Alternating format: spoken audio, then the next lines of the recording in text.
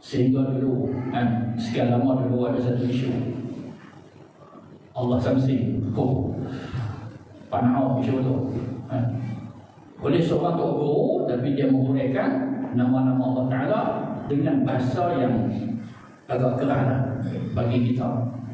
Tak kena kata Allah Samsi, Allah ni maha baik. Tu kadang-kadang setengah ulama ni dia ada cara penyampaian dia yang tersendiri.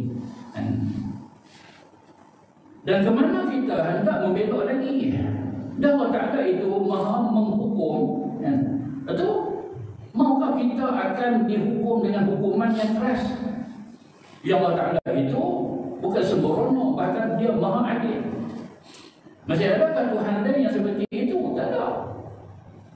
Yang serba-serbi lengkap, set yang sempurna, Allah tidak ada kekurangan.